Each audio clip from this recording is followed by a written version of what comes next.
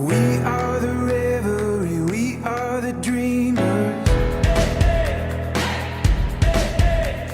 We dance through the night in our bones, we can feel it.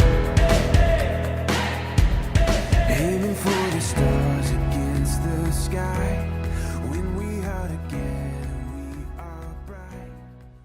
Monumen Nasional Pujaan Bangsa Margarano adalah sebuah monumen peringatan yang didirikan untuk mengenang tragedi puputan Margarano. Di sini Desa Margarano, Kecamatan Marga, Kabupaten Tabanan, Bali, pada tanggal 20 November 1946 terjadilah pertempuran habis-habisan antara pasukan pejuang Republik Indonesia melawan kaum penjajah Belanda di Banjar Klaci, Desa Marga, oleh pasukan Ciung Wanara di bawah pimpinan Kolonel I Gusti Ngurah Rai.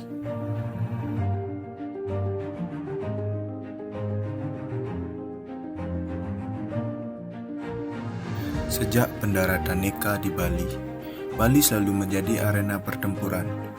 Dalam pertempuran itu, pasukan rakyat Indonesia menggunakan sistem gerilya. Karena seringnya terjadi pertempuran, pihak Belanda pernah mengirim surat kepada Rai untuk mengadakan perundingan, akan tetapi pihak pejuang Bali tidak bersedia. Bahkan terus memperkuat pertahanan dengan mengikutsertakan seluruh rakyat. Pada waktu staf MBO berada di Desa Marga, I Gusti Ngurah Rai memerintahkan pasukannya untuk merebut senjata polisi Nika yang ada di kota Tabanan. Perintah itu dilaksanakan pada 18 November 1946 yang terjadi pada malam hari dan berhasil baik. Beberapa pucuk senjata beserta pelurunya dapat direbut dan seorang komandan polisi Nika ikut menggabungkan diri kepada pasukan Ngurah Rai.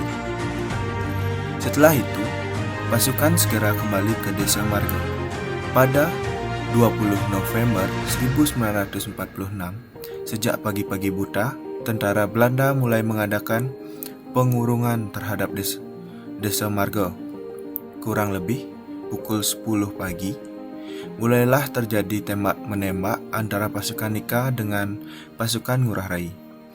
Pada pertempuran yang seru itu, pasukan bagian depan Belanda banyak yang mati tertembak. Pertempuran yang seru itu, pasukan bagian depan Belanda banyak yang mati tertembak. Oleh karena itu, Belanda segera mendatangkan bantuan dari semua tentaranya yang berada di Bali, ditambah pesawat pengebom yang didatangkan dari Makassar. Di dalam pertempuran yang sengit itu, semua anggota pasukan Ngurah Rai bertekad tidak akan mundur sampai titik darah penghabisan.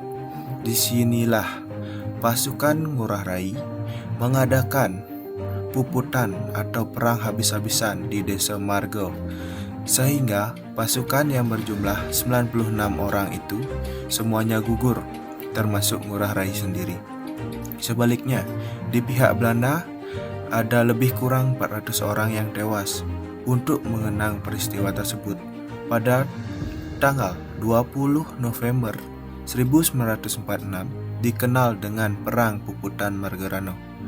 Dan kini pada bekas arena pertempuran itu didirikan Monumen Nasional Taman Pujaan Bangsa Margarano. Monumen ini seluas 9 hektar terbagi menjadi 3 bagian mengikuti konsep Trimandala, yakni hulu, tengah, dan hilir. Sebagai berikut. 1. Di bagian hulu utara dengan luas area 4 hektar merupakan komplek bangunan suci yang disebut Taman Pujaan Bangsa. Terdiri atas bangunan-bangunan sebagai berikut. Yang pertama, Candi Pahlawan Margarano. Yang kedua, pelataran upacara. Yang ketiga, patung Pancabakti. Yang keempat, Taman Bahagia. Yang kelima, Gedung Sejarah. Dan yang terakhir, yang keenam, Taman Suci.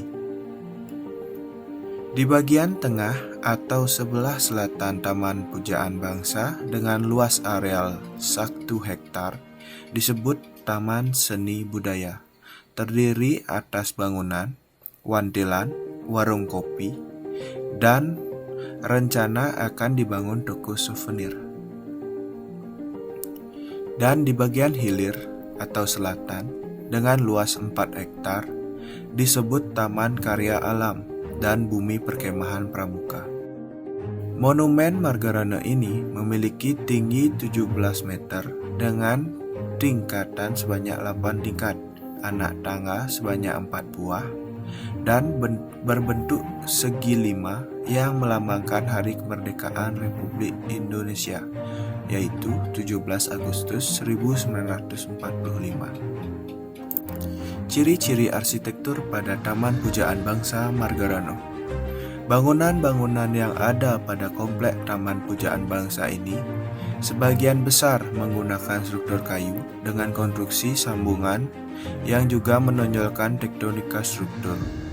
Selain kayu, di beberapa bangunan juga menggunakan material paras dan juga bata merah. Keunikan atau poin khas bangunan.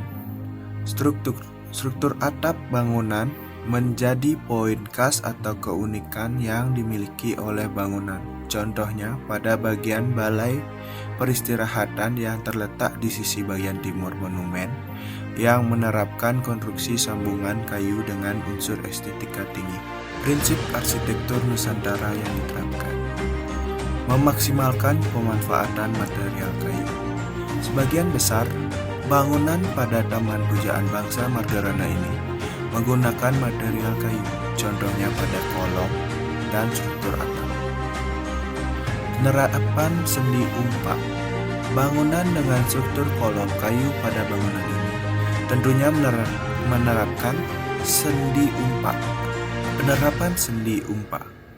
Bangunan dengan struktur kolom kayu pada bangunan ini tentunya menerapkan sendi umpak di bawahnya, yang bertujuan untuk meminimalisir pengaruh dari gempa bumi terhadap bangunan, sehingga ketahanan dan kekokohan bangunan tetap terjaga. Penerapan sambungan kayu.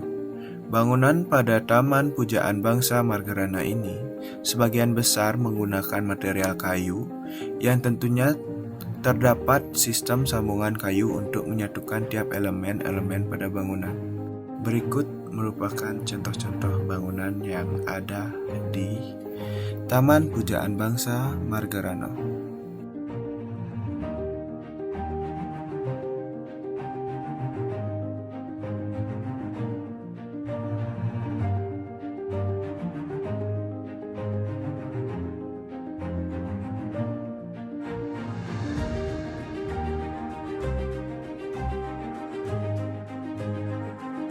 Sekian dokumenter dari kelompok 5 kelas 4 yang mendapatkan lokasi di kawasan Tabanan, yaitu Monumen Taman Pujaan Bangsa Margarano.